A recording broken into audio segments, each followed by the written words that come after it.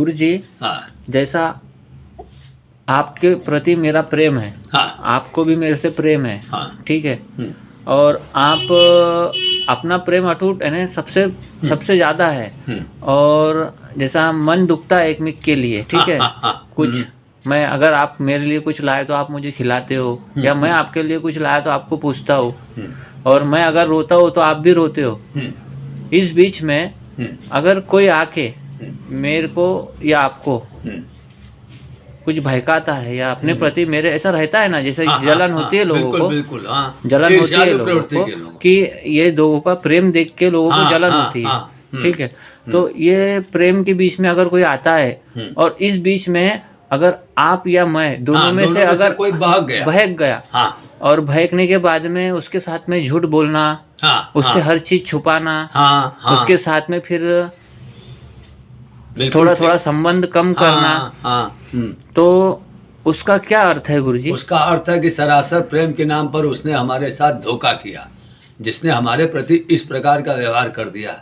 यानी हम जिसके किसी बाहरी व्यक्ति के प्रभाव में आकर इतने सालों पुराने संबंध का महत्व भूल गए, बहकाने वाले व्यक्ति के प्रभाव में आकर अगर हमने अपने से अटूट प्रेम करने वाले से, हृदय से प्रेम करने वाले से, हृदय से चाहने वाले से हमने दूरी बना लिया।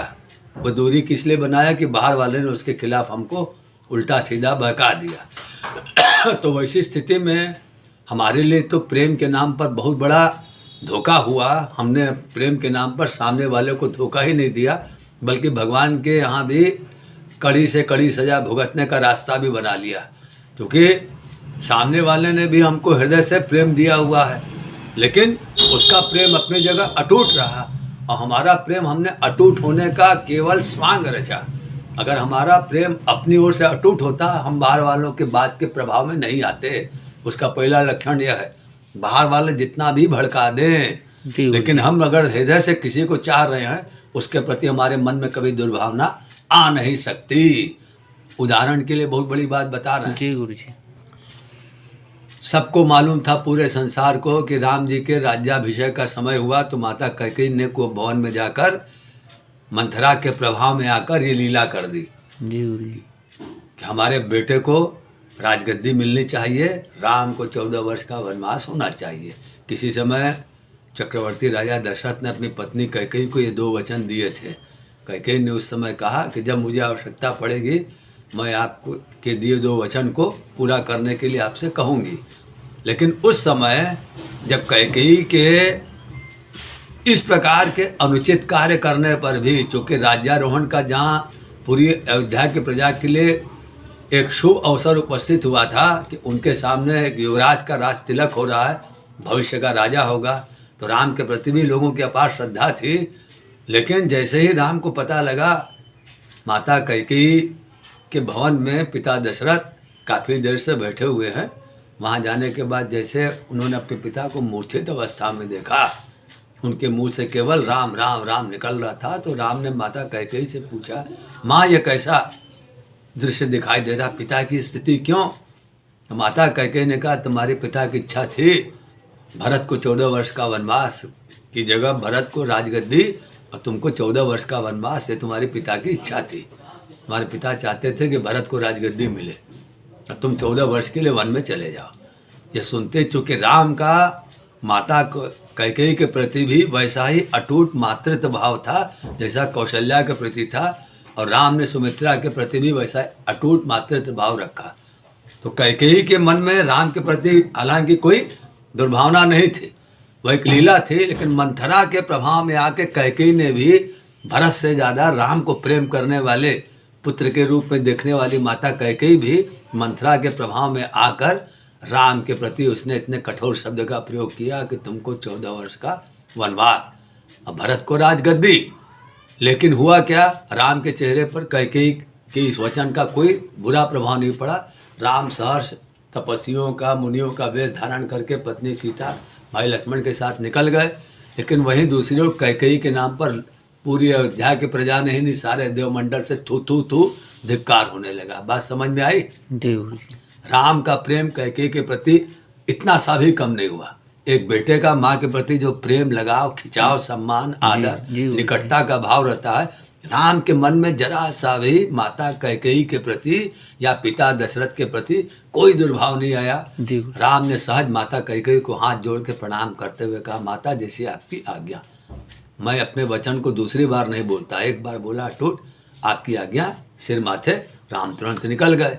लेकिन राम के प्रति ऐसा अनुचित निर्णय ऐसे शुभ अवसर के समय लेने के कारण माता कैकेयी पूरे समाज में निंदित, कलंकित हो गई। आज भी लोग कैकेयी को बुरी दृष्टि से ही देखते हैं, लेकिन उन राम ने जिन्होंने सबके प्रति, जिनको इन्होंने हृदय से चाहा, सम्मान दिया, अपने निकट बिठाया, आज उसी राम को हम मर्यादा पुरुषोत्तम भगवान के रूप में पूछते हैं। उन्हीं राम को भगवान भोलेनाथ काशी में दिन रात उन्हीं राम के नाम में लीन रहते हैं और राम के नाम से यहाँ काशी में जीवों को मुक्ति देते हैं। इससे बड़ी शिक्षा क्या मिली?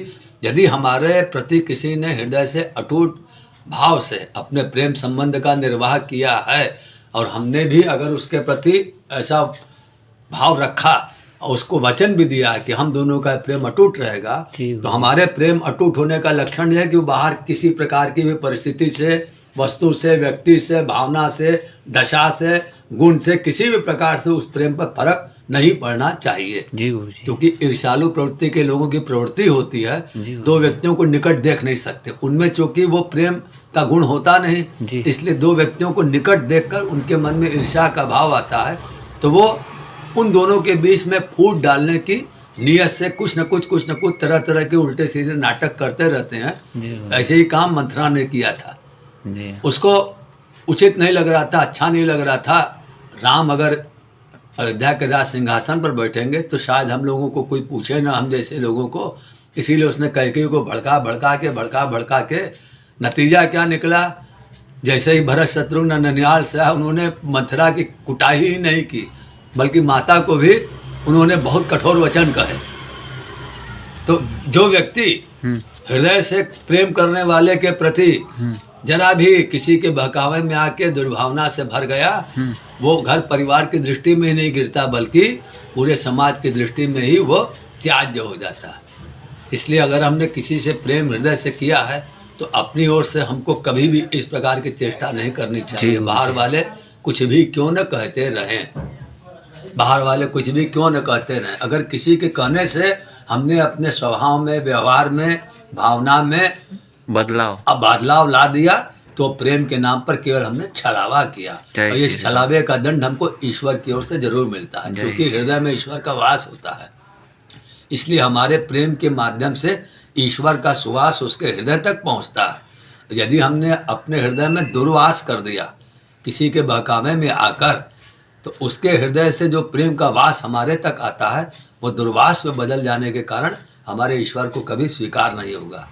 ईश्वर को हमेशा इसीलिए सुगंधित पदार्थों का निवेद्य किया जाता है। प्रेम भी हृदय का, ईश्वर का दिया गया प्रसाद होता है, इसलिए इस प्रसाद का अपमान, तिरस्कार कभी नहीं करना चाहिए। प्रेम प्रसाद होता है। प्रेम करने वाले के जीवन में ही प्रसाद माने प्रसन्नता का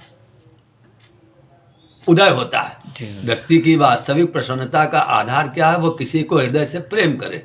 हमारा संस्कृत में प्रसाद को प्रसन्नता का पर्याय कहा गया, प्रसादस्तु प्रसन्नता। और प्रसन्नता तभी आती है कि जब व्यक्ति अपने हृदय में रहने वाले ईश्वर के भाव से भरकर सारा कार्य करे। प्रेम, व्यवहार, आचरण, सब कुछ प्रेम है। इसलिए दो व्यक्ति जब हृदय से प्रेम करते हैं तो प्रेम से बड़ी संपत्ति कुछ नहीं होती।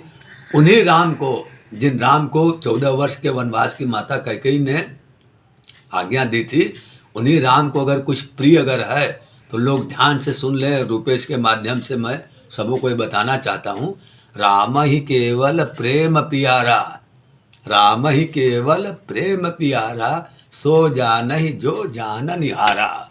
राम को अगर कुछ प्रिय है तो केवल प्रेम है। राम केवल प्रेम के भूखे होते हैं। इसी प्रेम की भावना में डूब कर माता शबरी के हाथ से उन्होंने जूठे बेर भी खाए। यह प्रेम का सर्वश्रेष्ठ उदाहरण है। राम के मन में शबरी के प्रति भी वही माता का भाव, वही श्रद्धा भक्ति का भाव। इसीलिए माता शबरी भी राम का दर्शन पाके मुक्त ही नहीं हुई, बल्कि राम के माध्यम से परम लोक को प्राप्त हुई और राम के पूरे जगत में मर्यादा पुरुषोत्तम की